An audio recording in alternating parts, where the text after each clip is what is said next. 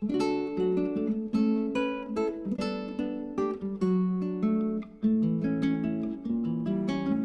Students, हम लोग आज पढ़ेंगे स्मृति, जिसके लेखक हैं श्री राम शर्मा जी। ये सेकंड पार्ट है वीडियो का। पहले पार्ट में हमने आपको इसकी पार्ट की समरी बताई थी, बताया था किस तरह लेखक कुएं में ढेला फेंकते थे और बदले में सांप के फुसकार सुनते थे। तो आगे का चैप्टर देखते हैं।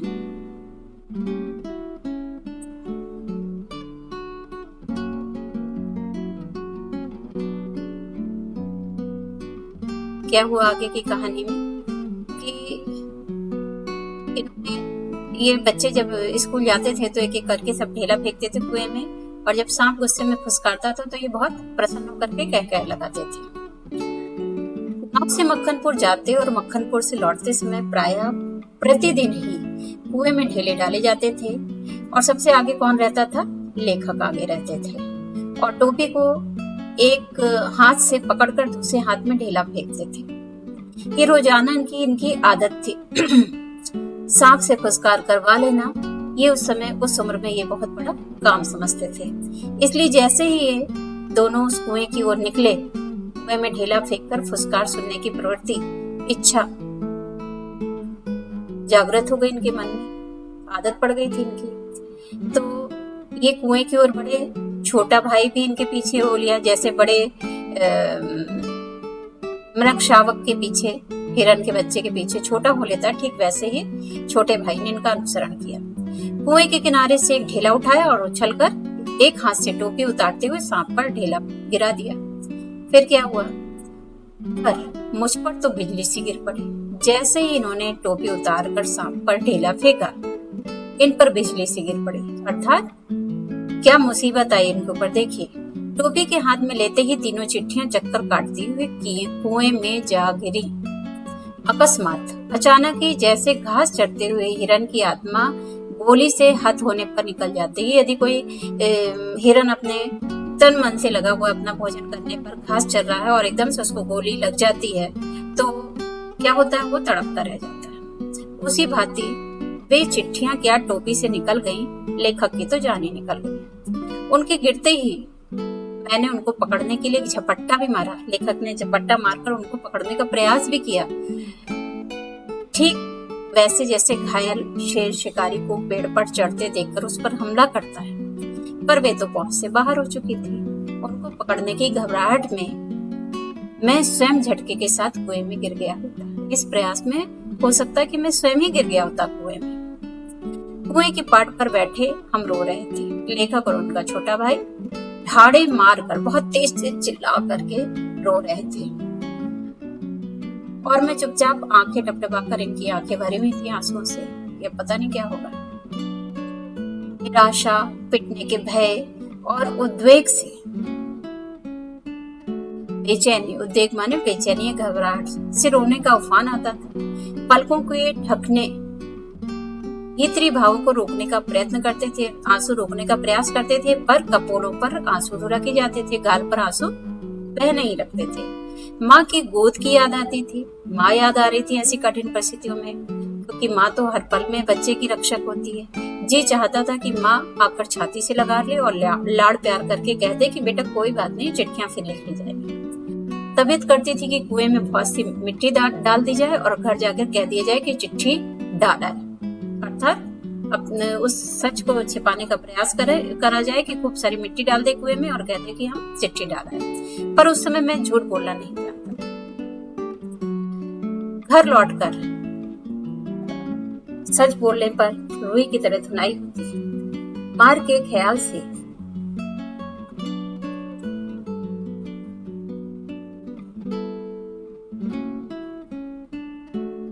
तो रुई की तरह इनकी धुनाई होती। मार के ख्याल से शरीर ही नहीं मन भी कांप जाता था। सच बोलकर पिटने के भावी भय और झूठ बोलकर चिट्ठियों के ना पहुंचने की जिम्मेदारी के बोझ से मन दबा जा रहा था। इसी सोच विचार में 15 मिनट हो गए। देर हो रही थी और उधर दिन का बुढ़ापा अर्थात दिन बढ़ता जा रहा था। कहीं भाग जाने को तबीयत करती थी, पर पिटने का भय और जिम्मेदारी की दुधारी तलवार कलेजे पर फिर रही थी, जिसमें 2 धारे हो, दोनों तरफ धार हो। फिर क्या हुआ कि दृढ़ संकल्प से दुविधा की बेड़ियां कट जाती हैं। लेखक का कहना है, जब हमारे मन में किसी काम को करने का संकल्प आ जाता है कि हमको ये काम करना है, तो ये मन स्थिति हमारी समाप्त हो जाती है कि हमको करना है कि नहीं करना है। जब हमने सोच लिया करना है, तो फिर सारे दुविधा हमारे मन की जब 2 विचार आने लगते हैं, वो अपने आप समाप्त हो जाते हैं। मेरी दुविधा भी दूर हो गई थी। कुएं में घुसकर चिट्ठियों को निकालने का निश्चय किया। कितना भयंकर निर्णय था, पर जो मरने को तैयार हो उसे क्या। मूर्खता अथवा बुद्धिमत्ता से किसी काम को करने के लिए कोई मौत का मार्ग ही स्वीकार कर ले। या तो बुद्धिमानी या तो मूर्खता। क्या मार्ग स्वीकार करना था? मौत का मार्ग स्वीकार करना था, और वह भी जानबूझकर।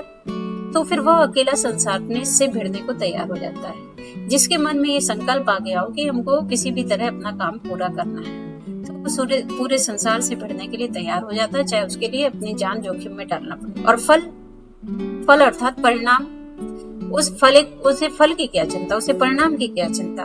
फल तो किसी दूसरी शक्ति पर निर्भर है, अर्थात ईश्वर पर निर्भर है। क्या फल उसका, क्या परिणाम होगा। उस समय चिट्ठियां निकालने के लिए मैं विषधर से भिड़ने को तैयार हो गया। लेखक सांप से भिड़ने के लिए तैयार हो गया। पासा फेंक दिया था।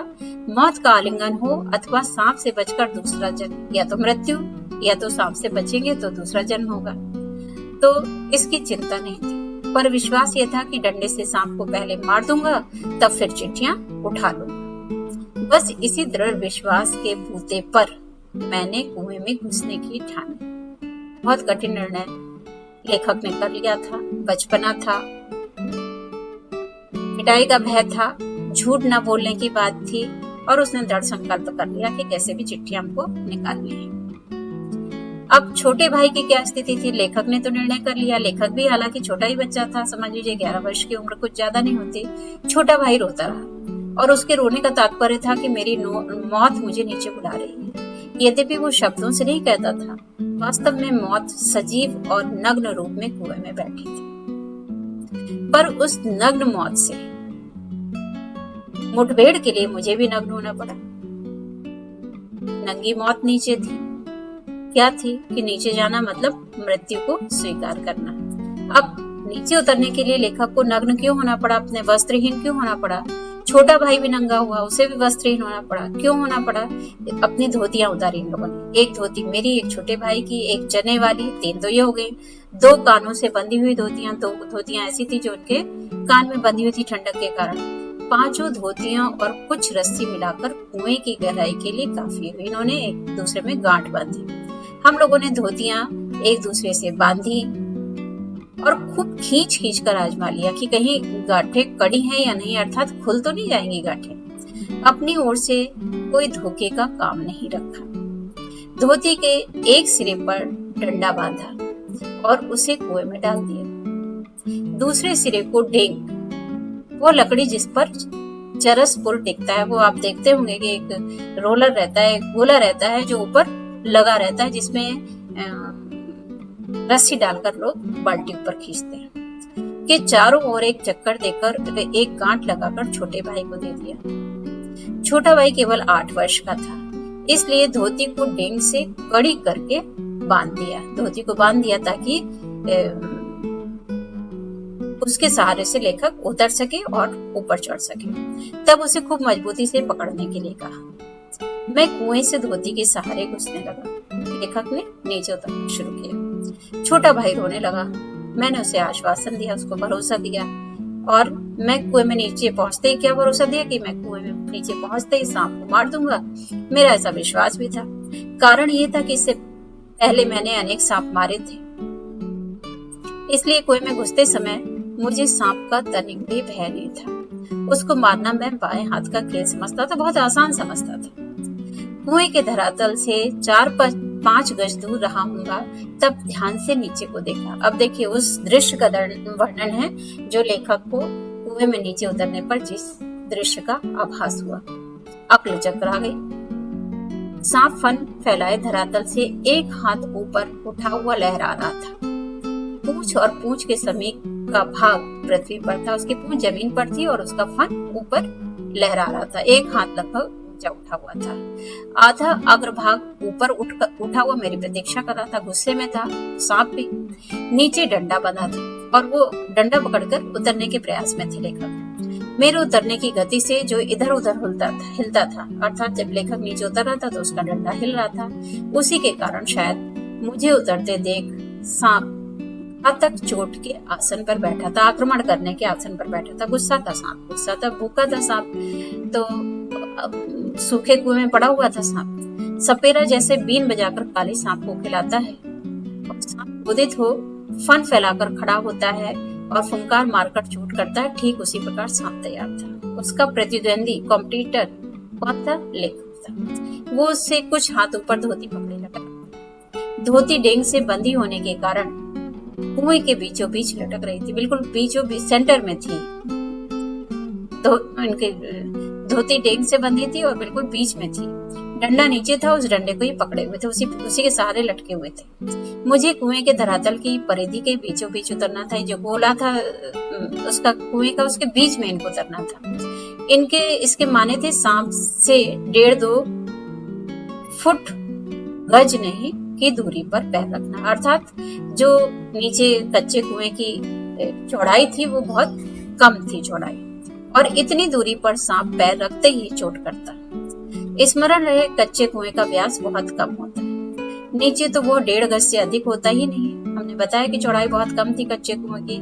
ऐसी दशा में कुएं में मैं सांप से अधिक 4 फीट की दूरी पर रह सकता था, वह भी उस दशा में जब सांप मुझसे दूर रहने का प्रयत्न करता। पर उतरना तो था कुएं के बीच में, क्योंकि चिट्ठियां बीच में पड़ी थी, क्योंकि मेरा साधन बीचों बीच लटक रहा था। ऊपर से लटक कर तो सांप को मारा नहीं जा सकता, उतरना तो नीचे था, कैसे ऊपर से प्रहार करके सांप को मार देता। फिर क्या किया? थकावट से ऊपर चढ़ भी नहीं सकता था कि अब ऐसी स्थिति भी नहीं थी कि फिर से पुनः चढ़ जाए ऊपर। धीरे धीरे उतरने लगा, एक इंच। ज्यों-ज्यों लेखक नीचे उतरता, त्यों-त्यों उसकी एकाग्र चित्त, स्थिर चित्त बढ़ती जाती। मुझे एक उपाय सूझा। दोनों हाथों से धोती पकड़े हुए लेखक ने कुएं के बगल में अपने पैर लगा दिए। दीवार से उनके पैर लगे तो कुछ मिट्टी नीचे गिरी। हमने बताया कच्चा कुआं था, और सांप ने फूंक करके उस पर मुंह मारा। सांप को लगा कि मेरा शिकार आ गया है, जबकि गिरी मिट्टी थी, तो उसने अपना मुंह मारा। मेरे पैर भी दीवार से हट गए और मेरी टांगे कमर से समकोण बनाती हुई लटकती रही। बीच में आ गया, लेखक के पैर हट गए दीवार से। पर इससे सांप से दूरी और कुएं की परिधि पर उतरने का ढंग मालूम हो गया। लेखक को यह एहसास हो गया उतने क्षण में कि कैसे हमें नीचे उतरना है। तनिक झूल कर उन्होंने अपने पैर कुएं के बगल से सटाए और कुछ धक्के के साथ अपने प्रतिद्वंदी के सम्मुख कुएं की दूसरी ओर 1.5 गज पर कुएं के धरातल पर खड़ा हो गया। आंखें चार हुई। किससे आंखें चार हुई? लेखक के सर्प से। शायद एक दूसरे को पहचाना। सांप को चक्षुश्रवा कहते हैं। चक्षुश्रवा, चक्षु माने आंख, श्रवा माने सुनने वाला। कहते हैं सांप के कान नहीं होते। सांप क्या किससे सुनता है? अपनी आंखों से सुनता है। इतना अलर्ट रहता है, आंखों से सुनता है, ऐसा कहा जाता है। मैं स्वयं चक्षुश्रवा हो रहा था, मैं भी सांप की भांति हो रहा था, मुझे भी आंख से ही सब सुनाई पड़ रहा था। अन्य इंद्रियों ने मानो सहानुभूति से अपनी शक्ति आंखों को दे दी थी। और इंद्रियां हैं हमारी, 6 इंद्रियां होती हैं, आंख, नाक, कान, हमारी त्वचा, सूंघने की शक्ति, बोलने की शक्ति, जबान हमारी। तो सारी शक्तियां जैसे आंखों को दे दी थी, सारी इंद्रियों ने। सारा काम आंख से हो रहा था। सांप के फन की ओर मेरी आंख लगी हुई थी। वो कब किस ओर से आक्रमण करता है? सांप ने मोहनी सी डाल रखी थी, शायद वो मेरे आक्रमण की प्रतीक्षा में था। पर जिस विचार और आशा को लेकर मैंने कुएं में घुसने की ठानी थी, वो तो आकाश को सुनता। उसके बारे में सोचना भी मुश्किल था। इन्होंने सोचा था नीचे उतरूंगा, सांप को मारूंगा, चिट्ठी उठाऊंगा, चलाऊंगा। तो ये सब तो हुआ नहीं संभव। मनुष्य का अनुमान और भावी योजनाएं कभी कभी कितनी मिथ्या और उल्टी निकलती हैं। लेखक का कहना है कभी कभी मनुष्य जो अनुमान लगाता है, भावी योजनाएं भविष्य की बनाता है, वो बिल्कुल झूठी और उल्टी निकलती हैं। जैसा कि अभी हमने आपको बताया कि इनकी कल्पना क्या थी, सांप को मारने की थी और चिट्ठी उठाने की और बाहर आने की। मुझे सांप का साक्षात होते ही अपनी योजना और आशा की असंभवता प्रतीत हो गई कि ये काम संभव इतना आसान नहीं है। हमने जो योजना बनाई वो संभव नहीं है। अब क्या होगा? डंडा चलाने के लिए स्थान ही नहीं था। इतनी चौड़ाई होती जहां वो डंडा चला सकते, तो डंडा चलाने के लिए वहां पर स्थान ही नहीं था। अब क्या किया जाए? लाठी और डंडा चलाने के लिए काफी स्थान चाहिए जिसमें वे घुमाए जा सके। सांप को डंडे से दबाया जा सकता था, पर ऐसा करना मानो तोप के मोहरे पर खड़ा होना था, इतना आसान नहीं था। यदि फन या उसके समीप का भाग ना दबा, मान लो फन बचा रह गया, पूंछ दब गई, तो भी अटैक कर सकता था। फन के पास दबाने की कोई संभावना भी होती, फिर उसके पास पड़ी हुई 2 चिट्ठियां कैसे उठाता? मान लो फन को दबा दिया एक हाथ से, तो चिट्ठी कैसे उठाता? 2 चिट्ठियां उसके पास उससे सटी हुई पड़ी थी, बिल्कुल उसके पास पड़ी थी सांप के। एक मेरी ओर थी। मैं तो चिट्ठियां लेने ही के लिए उतरा था नीचे। हम दोनों अपने पैरों पर डटे थे। उस आसन पर खड़े खड़े मुझे 4-5 मिनट हो गए। दोनों ओर से मोर्चे पड़े हुए थे। दोनों योद्धा की तरह अपने अपने मोर्चे पर डटे हुए थे। लेखक का मोर्चा कमजोर था। कहीं सांप मुझ पर झपट पड़ता तो मैं, यदि बहुत करता तो क्या करता? उसे पकड़कर कुचलकर मार देता, पर वो तो अचूक तरल विष मेरे शरीर में पहुंचा ही देता। आपने देखा होगा, ज्योग्राफिकल चैनल में किसी में देखा होगा कि जब सांप गुस्सा होता है, बहुत गुस्सा आता है उसको, तो वो अपने जबान से, अपने मुख से विष उगलता है। तो लेखक को लगा कि वो विष उगल सकता था इनके ऊपर और साथ में इनकी मृत्यु भी हो सकती थी। अब तक सांप ने कोई आक्रमण नहीं किया था, इसलिए लेखक ने भी उसे डंडे से दबाने का ख्याल छोड़ दिया। ऐसा करना उचित भी नहीं था। अब प्रश्न ये उठा कि चिट्ठियां कैसे उठाई जाएं? ना उसको दबाया जाए, ना मारा जाए, तो चिट्ठियां कैसे उठाई जाए? बस एक सूरत थी, एक ही उपाय था। क्या था? डंडे से सांप की ओर से चिट्ठियों को सरकाया जाए। यदि सांप टूट पड़ा तो कोई चारा नहीं था। कुर्ता था और कोई कपड़ा नहीं था जिससे सांप के मुंह की ओर करके उसके फन को पकड़ लो। 2 उपाय थे, या तो मार दिया जाए सांप, या बिल्कुल भी छेड़खानी ना की जाए। 2 रास्ते थे। सो पहला मेरी शक्ति के बाहर था कि उसको मार दिया जाए। ये तो इनके वश में नहीं था। बाध्य होकर इनको दूसरे मार्ग का सहारा लेना पड़ा।